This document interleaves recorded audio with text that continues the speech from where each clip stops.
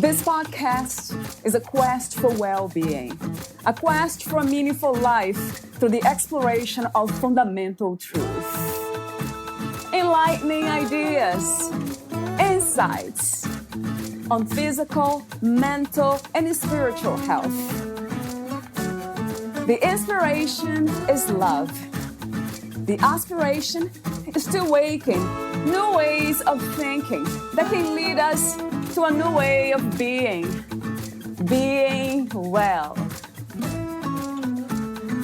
Welcome to Body, Mind, and Soul Healing Conversations.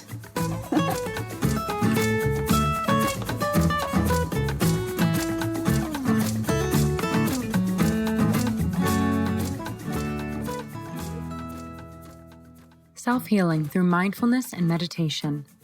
Valeria Teles interviews Maya Fiennes, the author of Yoga for Real Life. She is an author, yogi, and musician who travels the globe teaching a mix of Kundalini yoga, Tai Chi, and Qi Gong, incorporating original music that she has written to help her students with the music written at the healing frequencies. Her journey from concert pianist to yogi is a confirmation that anything is possible if they allow it and believe in it. She has produced over 20 DVDs and CDs and authored Yoga for Real Life, which empowers people to tap into their potential for self-healing through mindfulness and meditation. She has also developed the Maya Fiennes Method, which helps her students transform their lives and find their path to freedom from fear, anxiety, and stress. She holds regular retreats, events, and teacher training courses around the world, where she works with small, select groups and sometimes one-to-one with students to unlock their potential and give them access to joy. Meet Maya at mayafiennes.com. Here's the interview with Maya Fiennes.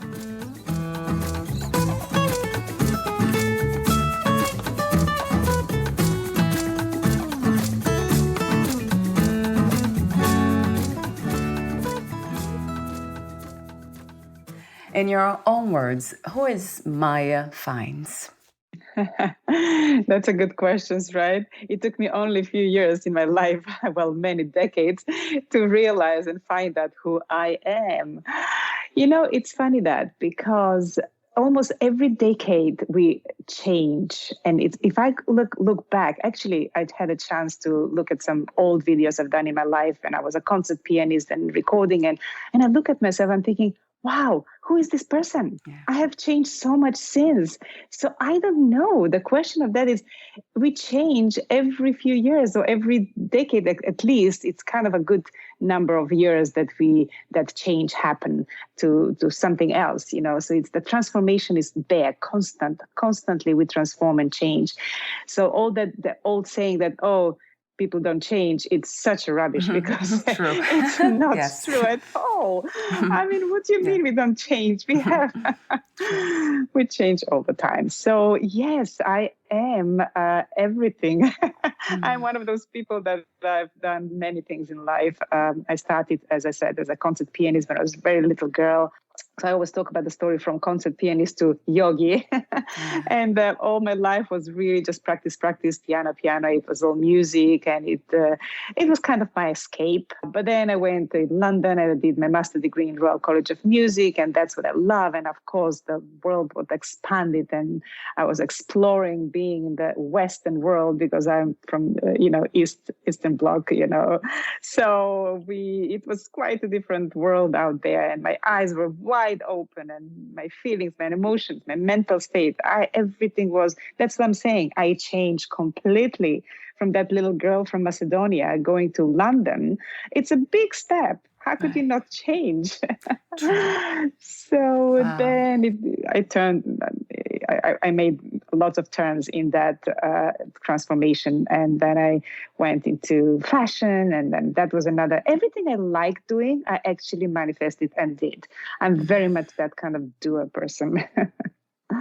Basically, you said that I am change, I am evolution, I am transformation, transcendence. That resonates true. So, in speaking of change, 2020 has been one of these times. So for a moment, talk to me, Maya, about the insights that you have gained from the events in 2020. Well, I tell you what, I've seen a lot of positive change in that lockdown, meaning like you have to stay put in one place. For me personally, I found it really rewarding because I'm one of these people, as I say, do, travel.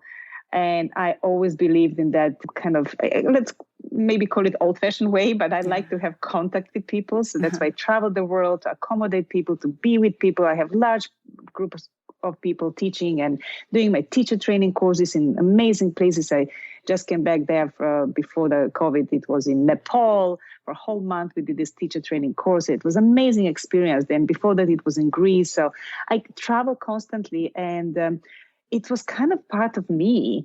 And I love traveling, and I've probably seen the whole world by now. But for me to just stay put and not travel, oh my God, at the beginning was like, wow, what's going on? My world is collapsing. Yeah, different. But then it was completely something else got born within me that I didn't know I have. And again, that other person I didn't know I have just risen up. And I was like, wow, who are you now? I didn't even think you're here, because and I was really pleased and happy to actually be at home and stop running away from home. Right. Again, I had that develop since the childhood to run away and escape. And so all the time I have this inner runaway kind of like, that is escape, because when you travel so much and have a need to travel, that is a little bit of escape, right?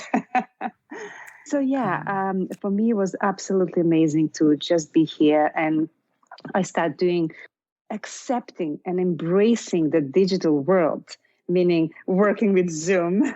Yes. It was some challenge, and I think it was for many people, but we all learned how to embrace it, and I really started liking it.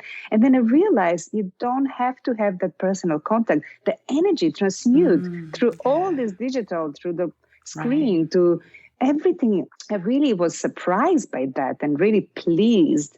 So I was I opened my mind to learn about it, because I always find other people to do the technical stuff. But now I actually know. I got confidence to deal with it myself. I ask questions, I go and look, I Google, I find the answers, and it was rewarding. And so I created in my studio here more of the Zoom classes, and I create these kind of retreats once a month. I do like 3-day intense yoga, and we do retreat, meaning like for 2 hours each day, and I prepare recipes for us, and we do like detoxes and stuff like that, So we play around with it. I never thought that, we can do a digital detox. So everybody receives the recipes at home, they cook, we drink the juices, we do the yoga, and it's been very successful. People love it. So I don't know, this was kind of very interesting and rewarding lockdown for me personally. I actually gained a lot. All the other components of change that we talked about earlier has to do with being open, right, Maya? Open to change. The mind and the heart. Absolutely. If you don't, I know exactly. I saw the process happening within me, because I was completely dissing it. Whole digital. I keep believing that you don't have the energy when you're on digital and stuff like that. I don't know. But then, everything else was like proven wrong to me, because I was pleased. Only because I opened my mind, only because I decided I'm going to embrace this. And that's what happens in our lives. That's what we do all the time. Everything is the choice. You can choose to be in pain, or you can choose to be okay with it and embrace it and go with it and don't fight it. And trust me, I have been fighting myself a long time, all my life. I mean, we all do. We all have our self-fight. Yeah. Yes. We actually talked briefly earlier, planning to be here on time at 1:30, and then something happened and I couldn't. So being fine with that and just relaxing, being patient, not expecting others to accept, but as long as you accept yourself and you're okay with yourself, then that opens that door, right? And I think patience has a lot to do with this. True. I'm all a fire sign, and I'm not really patient. Right. Thank God for teaching yoga, because that makes me more patient. And you teach what you need to learn. Yeah, And it's true. funny enough, when I teach, I'm completely patient and open and calm and everything. And then my impatience comes when it comes to daily life. But Yeah, it's funny that patience we really have to practice all the time. that's true. And getting to know yourself and being, like we talked earlier, which it's a wonderful topic, the third chakra, and how it relates to self-criticism and all these harmful thought patterns. So, yeah, we'll talk about that in a moment. I have a few more questions for you, the warm-up questions. The next one is about the purpose of life. What do you think is the purpose of the human experience, Maya? Well, it's a big, huge subject, but in my opinion, what I find out through my experience, life experience, is that we're all here to expand, explore, and just really become something else. I almost feel like the human becomes a superhuman, like the cocoon becomes a butterfly. We're all expected to just keep learning and having lots of new experiences. And even in food, when we eat food, don't get stuck in the same food. Keep eating different foods, like eating different things in life. It's like be a different person. Learn how to play piano. Learn how to navigate the emotional state of your mind. Go into psychology. Learn about yourself. Learn another language. I don't know. I am all about that, because that's what excites me. That's what keeps me young. That's what gives me inspiration in life. And I constantly change. I constantly transform and constantly try to be better, not meaning that something is missing in me or that I'm broken and I need to be fixed. I don't like that. I kind of said this year, all the messages like, I'm okay. Keep saying, I'm okay. Yeah. Enough of this, language of illness and stuff like that. Enough of that, So it is about expansion, absolutely expansion. So talk to me about the greatest misconceptions about yoga. Well, there are two ways here. There are yogis who become yogi. I mean, we all have a personal need for becoming a yogi. And so I actually talk in my book about it. I became yogi because of my own personal need to deal with my nervousness when I was playing piano, because when I was younger, I was playing all the competitions and everything was fine. You're younger. But then when I got older, and it's like all these record companies around me and they expect a lot and they pay you money, so you kind of start getting nervous. So I had this nervous flight. I would dream how I stopped playing and I don't know how to carry on. Those recurring dreams were crazy. So then somebody mentioned to me, oh, yoga can help you. And this is years ago, of course, like 20, 25 years ago. Yoga was not very popular. And I said, what is this? Well, it will help you with posture, with your nerves, with your calm. And, just try it. And so I had this teacher traveling with me around when I have concerts. And I start having belief system that if I have yoga class and if he comes with me, then I will play better. Right. and it's kind of a belief system. It's a fantastic thing. I mean, really. And so that's why I started. And I say to everybody, it doesn't matter what's your reason for starting yoga, something else will take place in that process. And so that's what happens to me. So here I am trying to, being the concert pianist or whatever. And then the yoga started coming more and more in my life. And I dropped being concert pianist. I was bored with that because I was done with it stage fright and being on the stage all the time. It was just exhausting and traveling. And I thought, you know what is this yoga is really starting to raise questions in me, that existentials, like who are we? What are we here for? What are we doing? Who am I? All these kind of big questions start rising. And I was like, I really wanted to search and go deeper. And that's how I started to do yoga. And I'm sure lots of people who become yogi and teachers have their own reasons, but then something else takes place. And that's something else is like, again, these kind of things that I'm talking about. This is just more bigger than life and beyond yoga. So there are two choices here. Some people take yoga very seriously and they're really going to their pain and they're really experiencing, and that's fine. But then there is the other side. Where is the joy? Right. So I'm all about joy. You can deal with your pain in a different ways, but you don't have to really dwell into it and just become one with the pain, and then the pain doesn't leave you. You really have to associate yourself with, okay, this is the pain and this is the emotion and this is me and that's it. So now let's deal with it and get it out of it. And, because you don't get rid of anything. They are all there. It's just acceptance of all of it being in you, because we are good and we are bad, because we are everything. And, very often I have people asking me questions. How do I get rid of negativity or negative people? I said, there is no negative people. We're all part of one. We all need the negative and positive in order to exist in this planet. This is how this planet is made of. It's duality. So you have to accept. I said, have you always been a very positive person? Ask yourself, have you been negative at one point in your life or often? We all are. We play that role of being negative. We play that role of being positive. Sometimes we are the devil and sometimes we are the angel. But we all do that because we all need to experience both sides. So in terms of yoga and what your question was, there is a duality again, and some people take it very seriously, and the yoga becomes this kind of serious thing. And for me, I like to see the joy in yoga. I like to be free when I do yoga. I want to think of yoga for something like light and happy and joyful, not, I'm going to go to yoga class. Oh, my God. Right. I have to. Right.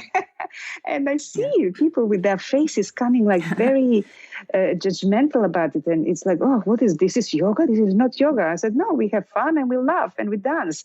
Oh, but this is not yoga. Well, then go somewhere else, depending on what you're looking for, right? Some people think yoga is therapy, and that is.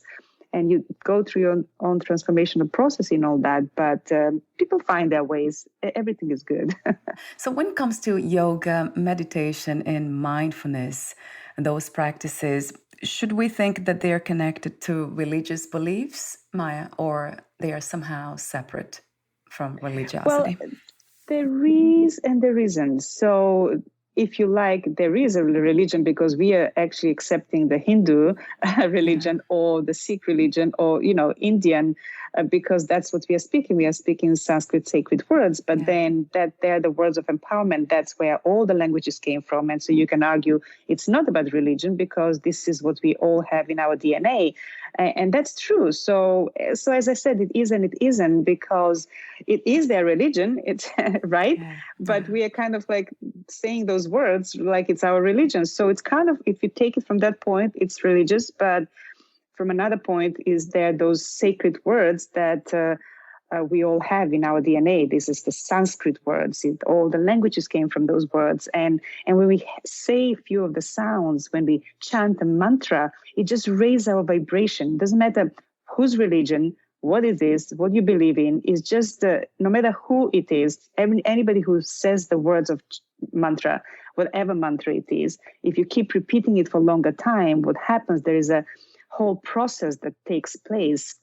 We keep hitting the palates in the mouth and triggering the hypothalamus, pituitary, and pineal gland, and all this creates hormones and secretes hormones and these good feel chemicals, as we call them, the endorphins, serotonin, dopamine, oxytocin, all these chemicals that we need in our body, we have in our body, but the mantra chanting, it just introduces more of that and stimulates and activates these hormones and these, so it triggers all these endorphins, and that's why we feel great. That's why we feel joy, and that's why it's antidepressive, because of the serotonin we have.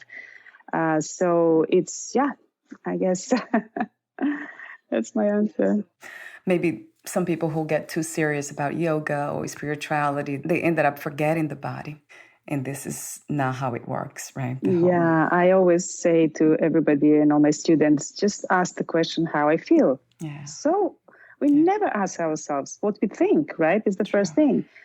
but how I feel and what somebody says, how does that make me feel? And why do I feel like this? Or how do I feel about it? It's just, and anytime you want to do something and you have doubts about it, ask yourself, how does that make you feel? And the body will tell you immediately. True. If you're open to receive this message, if you're open to hear it. But that's why we practice yoga, because it's a practice. It's like a muscle. Every day, if you practice, your voice will be heard. I mean, that voice, that little voice that starts very little, it's mixed up with many other voices, right? Of judgments and criticism and all that. But that voice that is the true voice of yourself and how you really feel will come stronger and stronger. That's why we practice yoga, to hear that voice. And then that's where the intuition comes. And then you have like, wow, I know everything. I know myself. I know who I am. I know what I want and I know what I feel. So that's the voice that we need. That's why we practice yoga.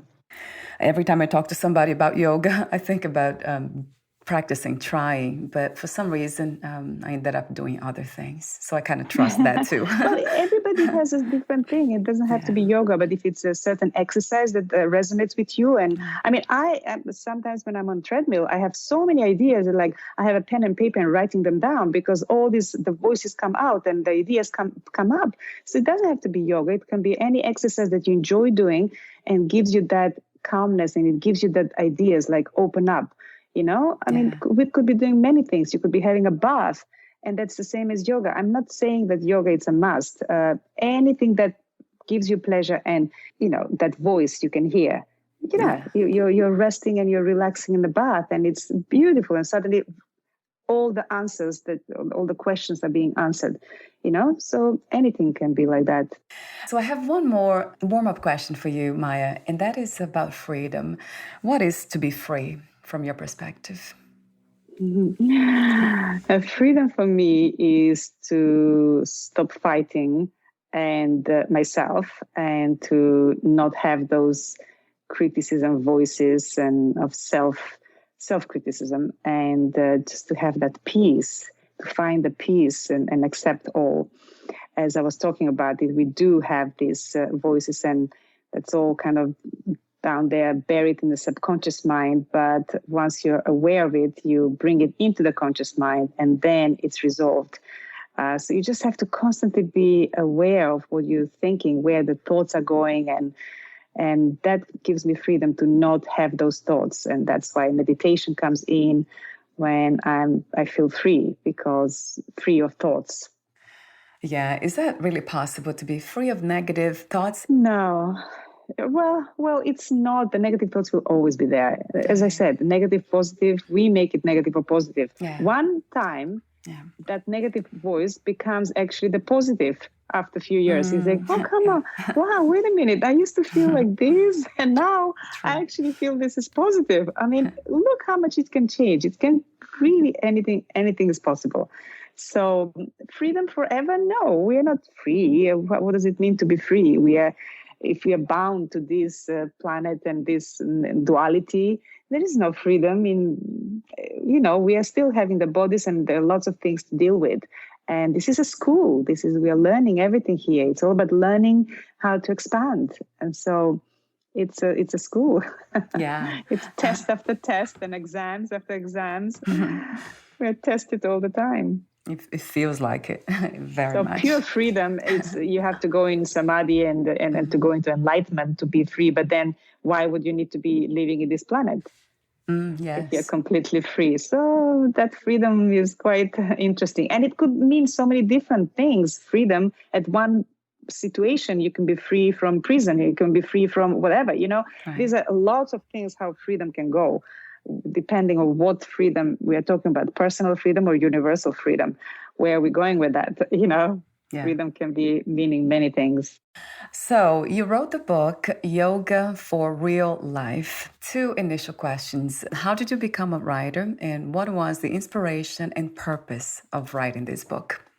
The inspiration was yoga, how yoga helped me in my life, and real life, like day to day. It wasn't just, so this is how it started. I would go to yoga class, have 2 little kids at home, and it's all stressful and, looking after kids. So I go to yoga class and I'm all peaceful and calm. I come out of it and I'm back to where I was. I'm like, how come this is? And I can come back home and my husband will say, oh my God, stop going to yoga because every time you come back, you're even worse. So I'm like, oh my God, this doesn't make sense. What am I missing here? Look, what? Just when I'm there for 1 hour, I'm fine. And then everything goes away. So I said, how can I combine this? Wait a minute, there must be something here. So I went my search and I started looking into all sorts of different kinds of yoga. And I talk about it in my book. So that's my search and my experience of yoga and different directions and different ways and how that helped me in my life. So that was my inspiration. And I figured out that I have to bring yoga into my house, into my real life, not just leave it there on the mat. Because many people, that's what we do. That's why then you want to keep coming back because you don't know how to imply it in your life. So then I said, wait a minute, nobody talks about how to imply this yoga. They also tell you to come back to the yoga studio. So then I started thinking about it. And then I started using some of the things that I learned at the yoga classes. And I said, why not? While I'm driving the car, I can do this breath. Oh, that helps me with the traffic and everything. As soon as I see a red light, that was my cue. Oh, okay, red light. I can breathe. Let's take 3 breaths.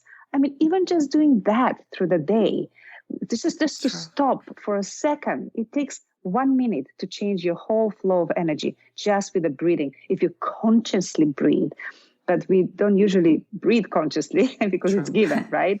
And then we forget and it's very shallow. And so we don't connect with our breath. We are not connected to the breath. We are not connected to life.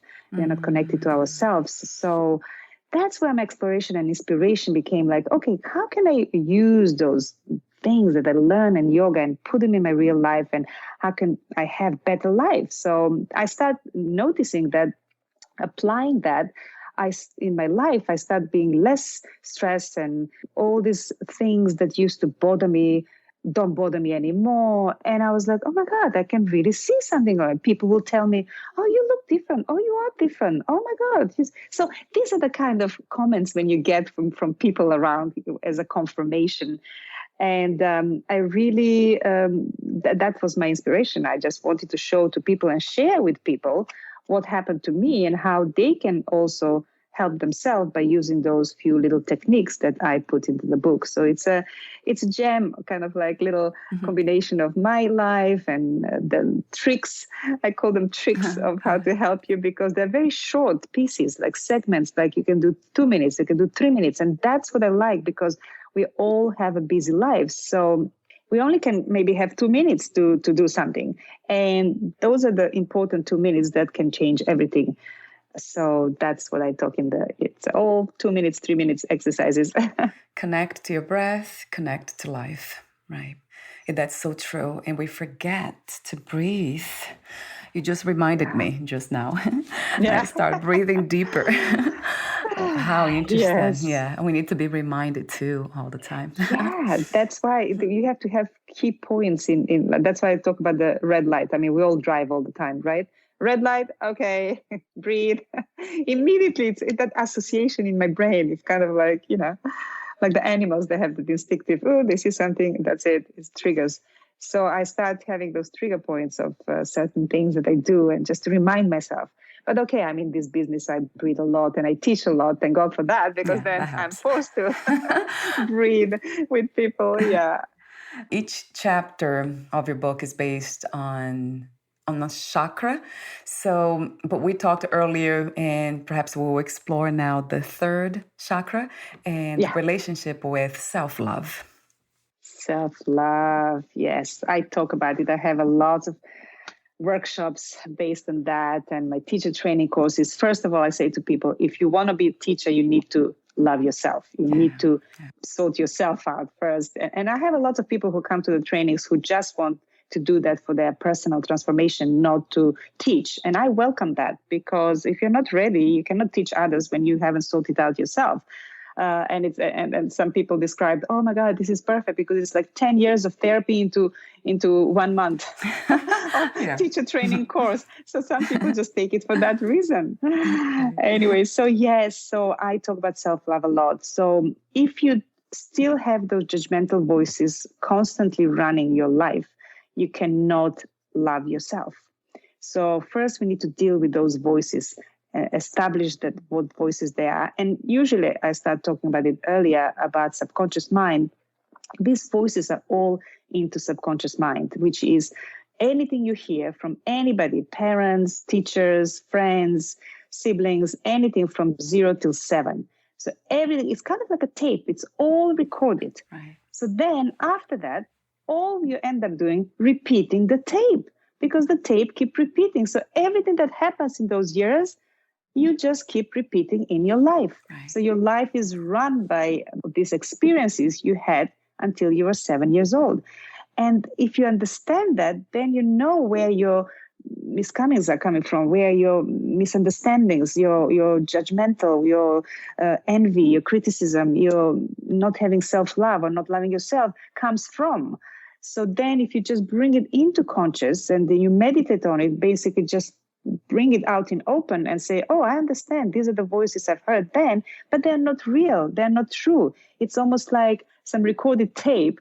That tape is old, is done. Why would I want this tape to run my life, right? So put a stop on that tape. And that's how I feel, And there is a lot of... you can see cases in life, like, let's say, at work point, at work, there is a person who constantly wins, constantly gets promotion, but never does any work. And the other people are so jealous because it's like, God damn it, I work, and I never get a promotion. What is it? And so this is what it is. Probably in that tape of that subconscious mind, when that person was young, was taught by his parents how amazing he is, how beautiful he is, how fantastic, how self-worth, self-love. And so all of that is in place. So then whatever he does in life will be just flowing and just nourishing that same idea. Mm-hmm. But if you had in your life, people tell you're not good enough, you're too fat, you're not good looking, you're stupid, these kind of things, then of course that will run your life. So in the workplace, you're not going to get promotion because somehow this will sabotage you. So it's so important. So really, first we just bring those voices out, just bring them open. You don't have to do anything about it. Just acknowledge them. And that already will be a plus, and you change it. And of course, there will be times when they come back, but you're going to hello, old friend, you're coming back, but nobody Right. here for you. Yeah. Go away, and things like that. And just keep nourishing yourself and nurturing yourself, and just find what is it, the things that you can do for yourself. Like, what is it that you love? And just do more of that. And that's the self-love. And of course, there are workshops and things we can do, and the breath and the mantra. And you can introduce like a mantra do it every day, even just for a few minutes. And that already will change the chemistry of your whole body, mind, and spirit. And as I said, the vibration, the frequency will change. And therefore, those voices cannot resonate in that frequency. So they are not there. It's just by you raising your frequency with whatever way it is. As I said, it could be biking, you're a biker, you're a swimmer, you're runner, whatever it is that raises your vibration, that's what it is. Then you keep doing that because you love it, and that will get rid of the voices, and then the self-love will be there. So we're almost at the end, Maya, but I do have a few more questions for you. So about self-criticism, one of the things that I have seen around me, I think I do that myself too. I have people around me that my family members, and they're very critical. They have a lot of issues with self-love. So how do we deal with them? People close to us that we cannot really tell them to go away or, kind of escape from them. So how do we deal with people who don't love themselves? Right. Send them to a workshop. That would be great. I'll send them to you. Good idea. Send them to me. That's a quick fix.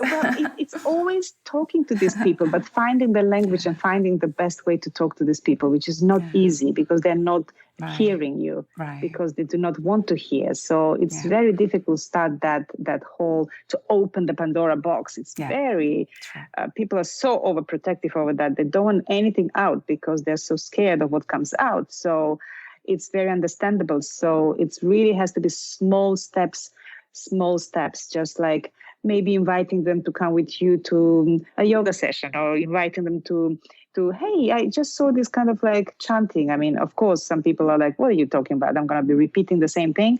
No. So it's going to be, but the breath is the easiest to do because lots of people are open to that. I realize you don't go to any heavy language of yoga or anything like that, but just say, hey, just breathe with me. Let's breathe. Just like that.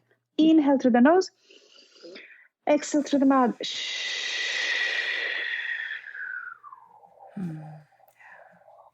But that long exhale immediately will calm you down because the voices go, all of that, the chatter thoughts go away because it's connected and it's stimulated the parasympathetic nervous system. And that's where you get relaxed. So if you do 5 of those breaths, but honestly, inhale through the nose, long exhale.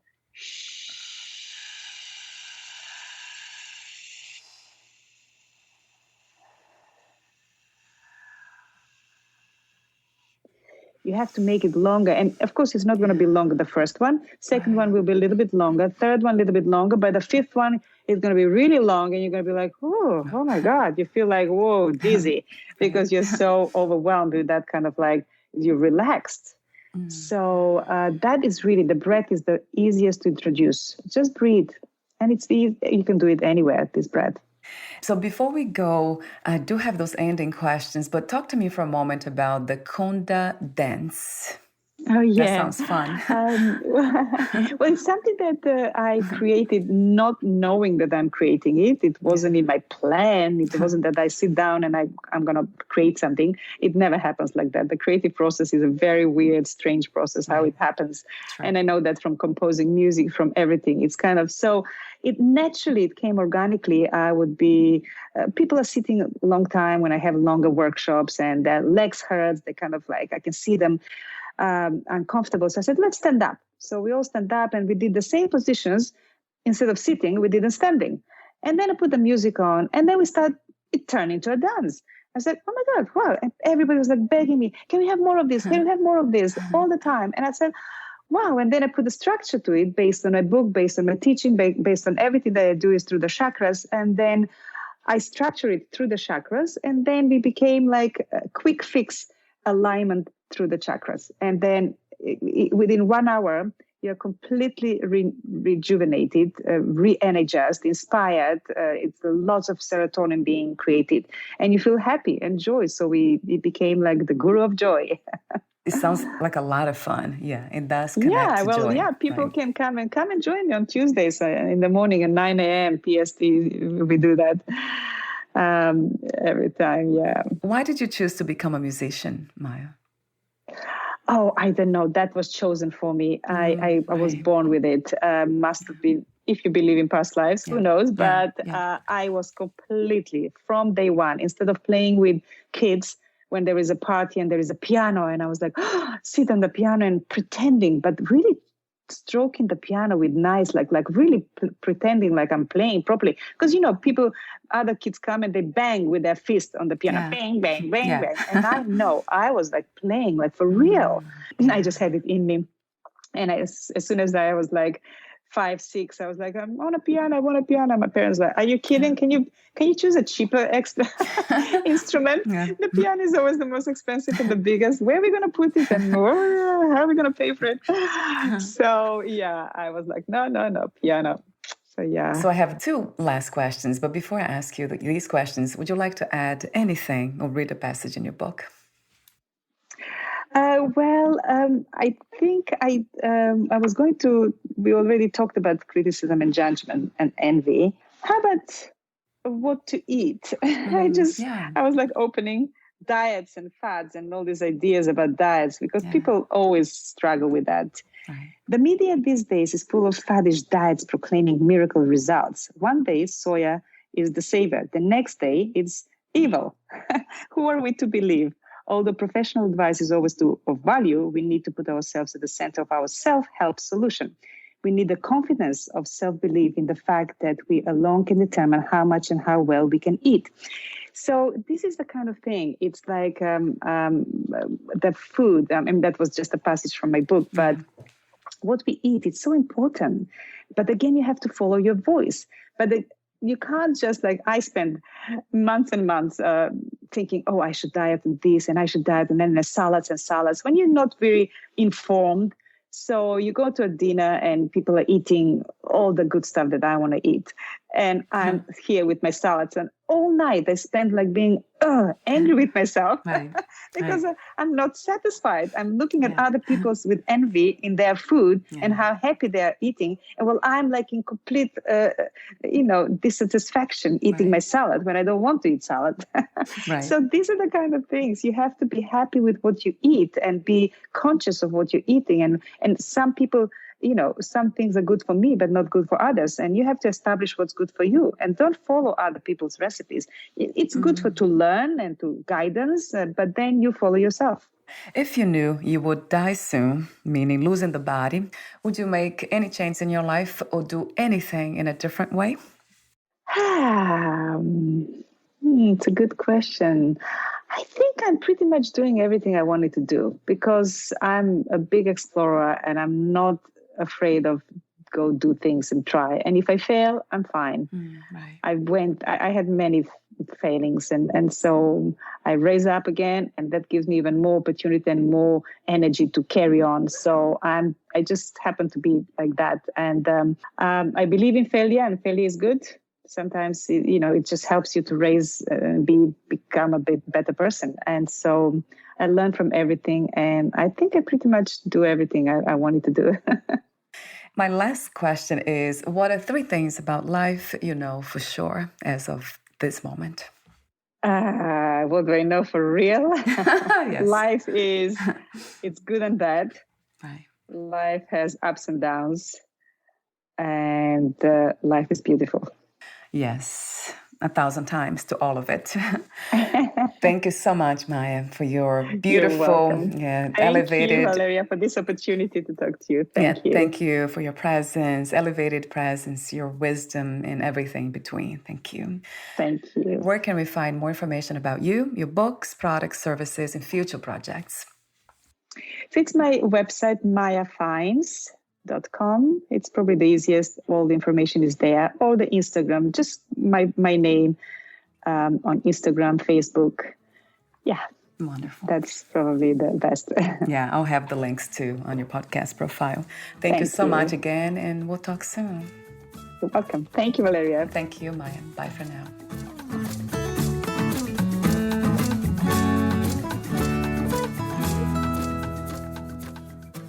Thank you for listening. To learn more about Maya Fiennes and her work, please visit mayafiennes.com.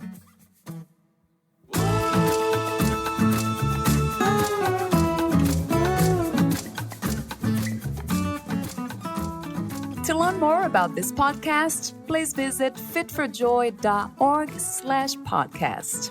Thank you again for listening, and bye for now.